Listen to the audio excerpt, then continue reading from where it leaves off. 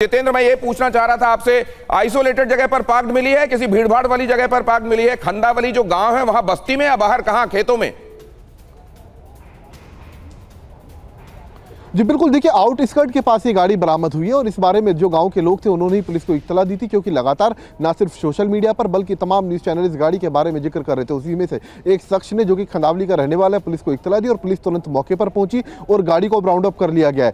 फिलहाल forensic team भी मौके पर जा रही है फरीदाबाद पुलिस की, ताकि तफ्तीश की जा सके कि आखिरकार क्या इस गाड़ी का इस्तेमाल भी विस्फोटक को एक जगह से दूसरी जगह ट्रांसपोर्ट करने के लिए किया गया था। तो अभी फिलहाल ये इनिशियल जानकारियां हैं। आप हमारे साथ बने रहिए, एक और खबर आ रही है उसमें भी आपसे अपडेट लेंगे। जितेंद्र, एक और खबर ब्रेक हो रही है टीवी 9 भारतवर्ष पर दिल्ली बात से जुड़ी हुई। ये रही आपके सामने अड़ी में दिल्ली धमाके को लेकर एक और बड़ा अपडेट। धमाके से पहले कमला मार्केट की एक मस्जिद गया था उमर। कमला मार्केट मस्जिद में 10 मिनट तक रहा था उमर। कमला मार्केट की मस्जिद से लाल किले की तरफ गया था उमर। तो पहले ये कमला मार्केट की मस्जिद गया था, उसके बाद लाल किले की तरफ फतेहपुरी मस्जिद के बगल में जो पार्किंग है वहां पर ले जाकर इसने गाड़ी लगाई थी। कमला मार्केट मस्जिद क्या करने गया था? क्या वहां से भी इसे कुछ निर्देश मिल रहे थे, या ये एक्चुअली क्योंकि अपना फोन ऑफ कर चुका था, इनकम्युनिकेटो था, वैसे में कहीं कहीं जाकर टाइम पास करने की इसकी नियत थी, क्या थी? जितेंद्र, इस बारे में क्या ब्यौरा है? जी बिल्कुल, देखिए बदरपुर बॉर्डर से होते हुए जैसे ही लाल किले के पास पहुंचा, उसके बाद जो इसकी लोकेशन जो ट्रैक की गई, एक सीसीटीवी कैमरे के अंदर ये कमला मार्केट के पास एक मस्जिद है, उस मस्जिद के अंदर जाते हुए दिखाई दिया और थोड़ी देर बाद उस मस्जिद से बाहर निकला है। हालांकि वहां पर पूछताछ भी की है पुलिस ने, लेकिन कोई भी इस ब्लास्ट से कनेक्शन उस चीज़ का नहीं निकला है। मकसद क्या था अभी तक कोई पूरे तरीके से साफ नहीं हुआ है, लेकिन पुलिस ने इस बात की पुष्टि की है कि मस्जिद का या फिर अंदर जाने का, उसके अंदर कोई भी ब्लास्ट से या किसी टेरर एक्टिविटी से, इस चीज़ से कोई भी उसका लेना देना नहीं है। उसके बाद ये वापस आया है, तब भी इसके चेहरे पर मास्क ही लगा हुआ था। वापस आने के बाद ये सीधा लाल किले की पार्किंग के अंदर गया और 3.5 घंटे तक वहां इसने वेट करा और उसके बाद सीधा बाहर निकल के गाड़ी में ब्लास्ट हुआ है। तो फिलहाल अच्छा जितेंद्र, बहुत संक्षेप में ये भी बता दीजिए चलते चलते, क्या पूरा रूट जांच एजेंसियां 8:19 बदरपुर बॉर्डर से एंट्री के बाद से लेकर 6:55 पर ब्लास्ट तक का पूरा रूट एस्टेब्लिश हो गया है क्या? तमाम जगहों पर सीसीटीवी इंश्योर कर गए क्या? रूट क्या था? क्योंकि कमला मार्केट एस्टेब्लिश हो रहा है, मतलब वो रूट धीरे धीरे सर्टेन हो रहा है जहां से होकर किसी गाड़ी गुजरी है। जी बिल्कुल, देखिए पूरे रूट को बना लिया गया, उसका पूरा पता चल चुका है कि बदरपुर से निकलने के बाद किस रास्ते से ये लाल किले तक पहुंचा, कैसे सीपी गया, कुनाट प्लेस में घूमने के बाद ये कमला मार्केट गया, मस्जिद के अंदर गया, फिर वापस लाल किले की पार्किंग में। आपने तीन महत्वपूर्ण बातें बताई हैं जितेंद्र, आपके पास लौटूंगा। एक तो पूरा रूट एस्टेब्लिश हो चुका है, दूसरा ये इको स्पोर्ट्स लाल रंग की ये बरामद हो गई है, खंदावली गांव से, फरीदाबाद से बरामद हुई है। लेकिन क्या इसके अंदर विस्फोटक हैं? इसके अंदर से क्या बरामद, क्या इसके अंदर भी कोई असलहा है नहीं है, किस हालत में यह कार है, इस बारे में जानकारी मिलनी बाकी है। लेकिन महत्वपूर्ण बात यह है कि यह भी उसी डॉक्टर उमर के नाम पर थी, जिस डॉक्टर उमर के नाम पर तो नहीं थी, लेकिन जिसका ओनर डॉक्टर उमर ही था। वो सफेद i20 जिसे उसने खुद बैठे हुए उड़ा दिया परसों शाम के समय 6:55 पर जो धमाका हुआ। तो कुल मिलाकर 2 गाड़ियां। अब ये दूसरी गाड़ी में क्या मिलता है नहीं मिलता है, लेकिन एक बात मैं जानना चाहता हूं, और इसके लिए जो कि एक बड़े राज्य के डीजी रह चुके हैं अशोक कुमार, उनके पास जाना चाहता हूं। सर, मैं एक चीज, क्या इस तरह की घटनाओं के बाद प्रशासन और सिस्टम भी उन चीजों को सीरियसली लेने लगता है जिनको पहले वो नजरअंदाज कर रहा होता है?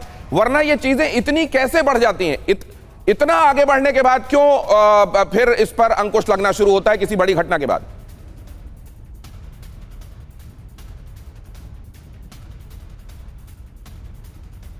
ये बोलना तो आसान होता है, किंतु कार्रवाई के टाइम इतना आसान नहीं होता है।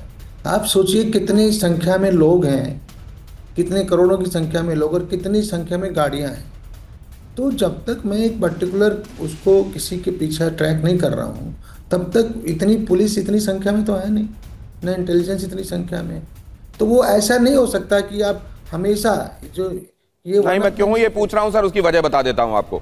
सहारनपुर में ये लोग गैदर करते थे, सहारनपुर में आसपास की जगहों पर शाहीन, परवेज, ये लोग मिला करते थे, वहां पर ये थॉट्स एक्सचेंज होते थे, या फिर अल फला में ये चल रहा था, तो आसपास के लोगों को कहीं कोई शक ना हुआ हो, ये संभव लगता नहीं है। एज अ सोसाइटी भी, एज अ सिस्टम में सिर्फ सवाल नहीं कर रहा हूं, as an individual, as a society, as a system, क्या तब हम बातों पर गौर करना शुरू करते हैं जब इस तरीके की चेतावनी भरी बातें हमारे आसपास हो जाती हैं? कई बार हम नजरअंदाज कर रहे होते हैं महत्वपूर्ण चीजों को। यह जानना चाह रहा हूं मैं। देखिए, पॉसिबल है जो आप बोल रहे हैं, किंतु कुल मिलाकर के सुरक्षा एजेंसियों ने और इंटेलिजेंस ने तो पूरा मॉड्यूल को बस्ट किया है। ये भी तो सोचिए, अगर वो रेड जो पोस्टर लगाए थे जैसे मोहम्मद के, अगर हमने नजरअंदाज किए होते तो आज यहाँ तक थोड़े पहुंचते हैं। नहीं, महत्वपूर्ण बात कह रहे हैं आप सर, इसके लिए क्रेडिट दिया जाना चाहिए एजेंसीज को, लेकिन जिसको कहते हैं निपिंग इन द बड, अब इतने दिनों से ये संभालने और समझने के बाद क्या हम उसको प्रीएम्प्ट कर सकते हैं? क्या हम प्रोएक्टिव हो सकते हैं? या असल में इसको हमारी कामयाबी कहा जाना चाहिए कि इतना बड़ा वो लोग प्लान कर रहे थे, लेकिन कम से कम इतने बड़े होने के बाद हमने किसी एक जगह जाकर उसको रोका तो सही। अगली खबर दिखाता हूं और उसके बाद आपके पास आता हूं। यह खबर देखिए, दिल्ली ब्लास्ट पर इंटरनेशनल साजिश का भी अब जो मामला है वो सामने आ रहा है। दिल्ली ब्लास्ट केस का तुर्की कनेक्शन सामने आया है। उमर और शकील ने तुर्की की यात्रा की थी। उमर, डॉक्टर उमर जिसने खुद को उड़ा लिया, और उसका साथी शकील, इन्होंने तुर्की की यात्रा की थी। तुर्की में जैश के हैंडलर से मिले थे उमर और शकील। उमर और शकील के पासपोर्ट में तुर्की के स्टैंप मिले। जिस तरीके से ऑपरेशन सिंदूर के समय तुर्की ने पाकिस्तान की मदद की थी, जिस तरीके से तुर्की भूल गया कि उसके यहां भूकंप आने पर ऑपरेशन दोस्ती के तहत भारत ने न सिर्फ दवाइयां, खाने पीने का सामान, कपड़े मुहैया कराए, बल्कि वो मुहैया कराते हुए एक समय सोचा नहीं, कोई वक्त नहीं गंवाया, उस तुर्की ने किस तरीके से आतंक का खेल खेलने वाले इन लोगों की मदद की और अपनी जमीन को आतंकी साजिश रचने के लिए मुहैया कराया। जरा ये भी देखिए, ये आपके सामने जब रखूंगा तो क्लियर हो जाएगा। दिल्ली ब्लास्ट का ये तुर्की कनेक्शन है। तुर्की को भी ये देखना होगा। तुर्की एक के बाद दूसरा सबूत खुद देता जा रहा है कि वो किस तरीके से पाकिस्तान के साथ हैंड इन ग्लव्स है। जरा देखिए, दिल्ली ब्लास्ट का तुर्की कनेक्शन।